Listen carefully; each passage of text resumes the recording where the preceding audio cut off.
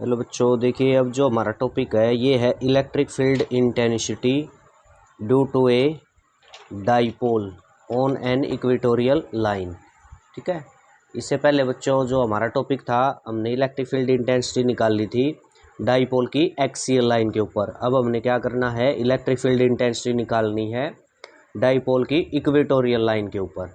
ठीक है, तो देखो डायग्राम को समझेंगे ध्यान से। ये हमने कंसीडर कर लिया, जो ए बी है ये माइनस क्यू चार्ज है, ये प्लस क्यू है, ये ए पॉइंट यहाँ हमने बी ले लिया, यानी कि ये हमारा डाइपोल हो गया। कितनी लेंथ है, 2L है, डाइपोल की लेंथ क्या है 2L। ठीक है, ये इसका डाइपोल का सेंटर हो गया आपका O। ठीक है, यहाँ से जो हम ये बिल्कुल जो परपेंडिकुलर लाइन खींचेंगे ये O से लेकर और यहाँ तक हमने ये P तक ये परपेंडिकुलर जो लाइन खींची है यही इसकी इक्वेटोरियल लाइन है। क्या है, इस डाइपोल की इक्वेटोरियल लाइन बोलते हैं इसी को। ठीक है, जो सेंटर से परपेंडिकुलर ये आपकी खींची गई है। अब ये इक्वेटोरियल लाइन है तो यहाँ पर इस लाइन के ऊपर हमने पी पॉइंट ले लिया। कौन सा पॉइंट ले लिया, पी पॉइंट। इस पी पॉइंट के ऊपर हमने क्या है, इलेक्ट्रिक फील्ड इंटेंसिटी निकालनी है पी पॉइंट के ऊपर। ये पी पॉइंट है, ये कितना दूर है इससे, आर डिस्टेंस पर है, यानी ओ इसके डाइपोल का सेंटर से लेके इस पी पॉइंट की डिस्टेंस क्या है, आर है। ठीक है, क्लियर हो गया ये आपको। ठीक है, अब ये देखो माइनस क्यू चार्ज है, माइनस क्यू चार्ज है, इसकी वजह से पी पॉइंट पर इलेक्ट्रिक फील्ड इंटेंसिटी बताएंगे और प्लस क्यू चार्ज की वजह से बताएंगे। दोनों चार्ज है ना डाइपोल के, माइनस क्यू और प्लस क्यू दोनों से बताएंगे। अब ये देखो माइनस क्यू चार्ज से हमने देखा यहाँ पर, यहाँ पी पॉइंट पर हमने EFI निकालनी, इलेक्ट्रिक फील्ड इंटेंसिटी, वहाँ पर रख दिया टेस्ट चार्ज क्यू नोट है। ये क्यू नोट क्या है यहाँ पर बच्चों, आपका टेस्ट चार्ज है क्यू नोट। ठीक है, अब ये देखो यहाँ माइनस क्यू से ये क्यू के ऊपर, क्यू नोट के ऊपर हमें EFI निकाल रहे हैं, तो ये इसको अट्रैक्ट करेगा, क्यू नोट को अट्रैक्ट करेगा, या माइनस क्यू चार्ज है। तो इंटेंसिटी की डायरेक्शन जो है पी पॉइंट पर वो किधर हो जाएगी, इंटेंसिटी की डायरेक्शन E1 इस साइड होगी, पी से ए की तरफ, पी से ए की तरफ। ठीक है, इतना क्लियर हो गया। इसी प्रकार से जो प्लस क्यू चार्ज है, इसकी वजह से ये प्लस क्यू है और हम क्यू नोट जो चार्ज है इसका नेचर भी क्या है, पॉजिटिव मानते हैं, तो इसको रिपेल करेगा, ये प्लस क्यू चार्ज इसको रिपेल करेगा, तो इंटेंसिटी की डायरेक्शन है E2 इस डायरेक्शन में हो जाएगी, ये हो जाएगी E2। ठीक है, बी से पी की डायरेक्शन में ये हो जाएगी आपकी E2। क्लियर हो गया, ये हो गया आपकी E1, ये हो जाएगी E2 इस डायरेक्शन में। अब पी पॉइंट पे हमने जो रिजल्टेंट है वो देखनी है, वो क्या निकलेगी आपकी। ठीक है, क्योंकि E2 तो प्लस क्यू चार्ज की वजह से है और E1 माइनस क्यू चार्ज की वजह से है। ठीक है, अब देखो इसमें क्या बताया, इसमें क्या किया, जो ये देखो जैसे ये एंगल आपका थीटा हो जाएगा, ये एंगल भी आपका क्या है यहाँ पर थीटा हो जाएगा। अब ये एंगल थीटा है तो ये जैसे जो आपकी रिजल्टेंट है वो हमने ऐसे दिखाई है इस प्रकार से। ठीक है, किस प्रकार से, ऐसे इसके पैरेलल। ये कैसे आई होगी आपके, देखो जो E1 है, E1 अगर मैं रिजल्टेंट इसको, ये E2 आपकी इस डायरेक्शन में है, E1 इस डायरेक्शन में, तो रिजल्टेंट आपकी क्या होगी, इस डायरेक्शन में हो जाएगी, ये आपका रिजल्टेंट होगा। अगर पैरेललोग्राम हम बनाएं तो इस प्रकार से, ये देखो इसको थोड़ा सा मैं आगे बढ़ा देता हूँ, इसको इस प्रकार से यहाँ पर मैं ऐसे मिला देता हूँ, तो ये आपका पैरेललोग्राम नहीं बन गया। पैरेललोग्राम में एक साइड ये होगी E1, ये होगी आपकी E2, तो ये जो डायगोनल है पैरेललोग्राम का, ये फिर किसको, इन दोनों के रिजल्टेंट को बताता, तो रिजल्टेंट हमारी ये होगी इस साइड ऐसे। ठीक है, अब ये एंगल बच्चों यहाँ पर देखो ये थीटा है, तो ये एंगल भी क्या हो जाएगा, यहाँ पर थीटा हो जाएगा। ये एंगल थीटा है तो ये एंगल भी थीटा, क्योंकि ये और ये नीचे वाली पैरेलल है और ये ट्रांसवर्सल है, दोनों पैरेलल लाइन इनको ये ट्रांसवर्सल ऐसे खींचती है, तो ये एंगल थीटा है, तो ये है अल्टरनेट इंटीरियर एंगल हो गई, ये एंगल थीटा, तो ये भी एंगल क्या हो जाएगा, थीटा हो जाएगा। ठीक है, क्लियर हो गया आपको। अब इसमें देखो इसके अंदर अब ये जो E1 थी, ये थी E1, ये दो कंपोनेंट में हमने स्प्लिट कर दी। E1 ये है, यहाँ ये थीटा है, तो थीटा के साथ वाला हो गया E1 कोस थीटा। ठीक है, और ये E1 थी, इसके ये परपेंडिकुलर वाला हो गया अब E1 साइन थीटा। ये परपेंडिकुलर जो E1 थी ना, ये दो कंपोनेंट में होगी, E1 साइन थीटा और इस साइड E1 कोस थीटा हो गया। ठीक है, इसी प्रकार से आपका क्या था, देखो ये क्या है, E2 है, ये भी एंगल है आपका क्या कंसिडर हो गया, थीटा, ये थीटा, तो ये भी क्या आपने बता दिया, यहाँ पर थीटा एंगल बता दिया। अब ये क्या आपका E2 है, E2 भी दो कंपोनेंट में स्प्लिट हो जाएगी, इधर ये थीटा एंगल है तो इसके साथ वाला E2 कोस थीटा, ये हो जाएगा ई टू कोस थीटा, और ये ऊपर वाला परपेंडिकुलर हो जाएगा ई टू साइन थीटा। ये क्या हो जाएगा आपका, ये जैसे ये परपेंडिकुलर लिखा है तो ये हो जाएगा ई टू साइन थीटा। अब यहाँ से देखो ध्यान से क्लियर, हम देखें ई वन साइन थीटा है, नीचे की तरफ डायरेक्शन है, ई टू साइन थीटा ऊपर की तरफ डायरेक्शन है, तो ये अपोजिट हो गए एक दूसरे के, तो एक दूसरे को क्या कर देंगे, ये कैंसिल हो जाएंगे, अपोजिट है, ठीक है।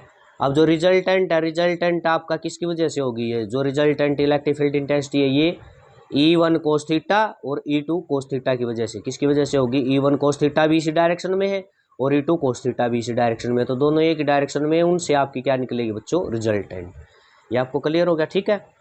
अब ये जैसे ये डिस्टेंस निकाल लें हम, ये कितनी है, ये दोनों इक्वल डिस्टेंस है, तो देखो ये आपका क्या है, एल है, ये बेस है, ये आपका आर क्या है, परपेंडिकुलर, ये ऐसे हम बताएं तो ये हाइपोटेन्यूज है इस साइड वाला, तो कैसे निकलता है ये R square plus L square, ऐसे ही निकलेगी ये साइड राइट एंगल ट्रायंगल में। ये आपका हाइपोटेन्यूज निकाल लोगे तो बे इसका परपेंडिकुलर का स्क्वायर और ये जो आपका बेस है इसका square, R square plus L square, और इसका अंडर रूट होता है। जो ये साइड है इतनी, ये साइड रहेगी आपकी, ये डिस्टेंस भी इतनी रहेगी, R square plus L square और अंडर रूट ये वाली, ठीक है। तो ये था आपका डायग्राम।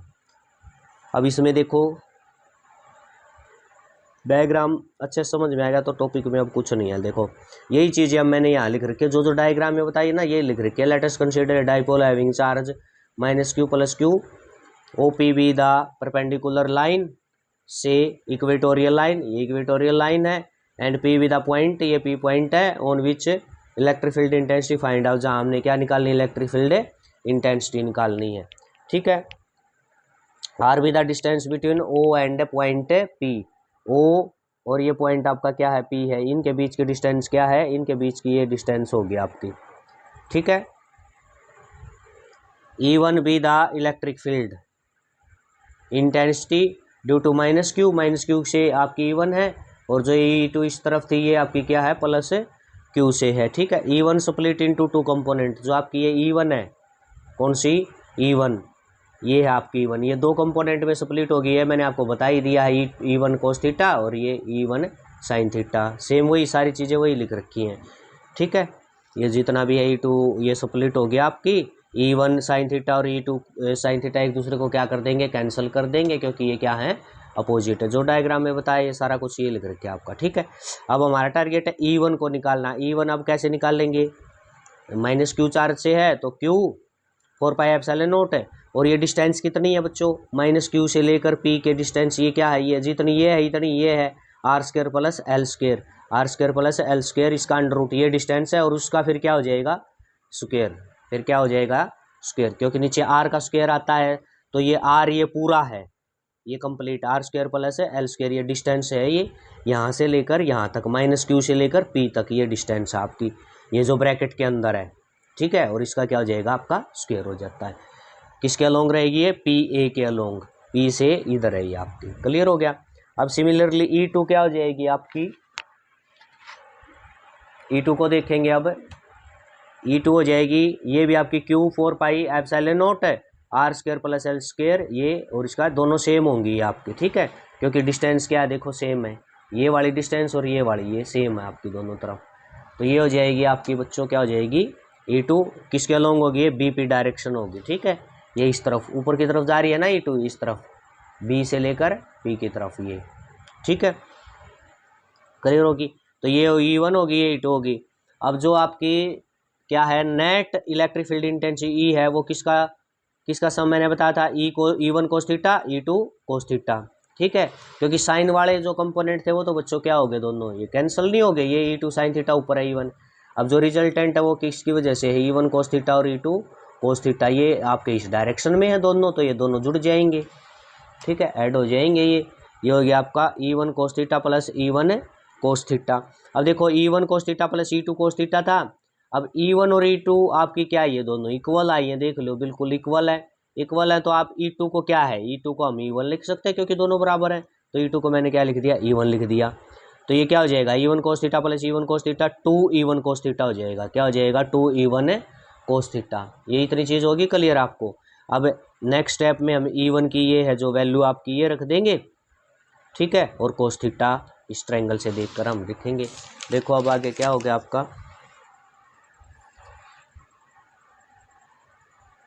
इसमें देखो अब ये हो जाएगा E2, E1 की वैल्यू रख दी Q 4πε0 r square plus L square, ये है आपकी, ठीक है, क्योंकि इससे अंडर रूट से स्क्वायर से ये अंडर रूट कैंसिल हो जाएगा ना, देखो ये वाला, ठीक है ना, E1 और E2 दोनों में हो जाएगा, ये जो आपका है ये वाला, ये इससे कैंसिल हो जाएगा, स्क्वायर रूट इससे हो जाएगा, तो क्या बचेगा r square plus L square बचेगा बस, ठीक है, ये हमने यही लिख रखा है, देखो यहाँ पर ये हो जाएगा आपका, जो ये हो जाएगी 2Q 4πε0 और कोस थीटा था ये r square plus L square, ये था। अब कोस थीटा हमने देखना है, ठीक है, कोस थीटा की वैल्यू भी देखनी है। कोस थीटा है इन राइट एंगल ट्रायंगल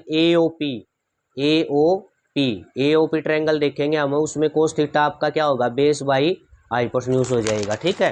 तो देखो डायग्राम पे आ जाओ, ये है एंगल आपका AOP, देखो ये राइट एंगल ट्रायंगल ये बनी हुई है, ये आपका थीटा हो गया, तो इसमें कोस क्या होगा, बेस, ये बेस हो गया आपका, बेस यहाँ पर L है, बेस बाई यह हो जाएगा आपका हाइपोटेन्यूज, ये थीटा इसके सामने ये 90 है, ये परपेंडिकुलर है, तो ये बेस माना जाएगा L और बाई ये साइड AP, इसकी वैल्यू क्या है, r square plus L square under root, इसकी वैल्यू, इस साइड की जो वैल्यू इसकी है r square plus L square, इसका अंडर रूट है ये, ठीक है, ये साइड है जो आपकी, तो ये हो जाएगी आपका कोस थीटा की वैल्यू हो जाएगी बेस यानी कि L बाई ये आपका क्या है, ये है आपका L बेस बाई हाइपोटेन्यूज, ये हाइपोटेन्यूज की value r square plus L square, इसका अंडर रूट, तो यही वैल्यू हमने रखी है, देखो यहाँ पर ये हो जाएगी आपकी,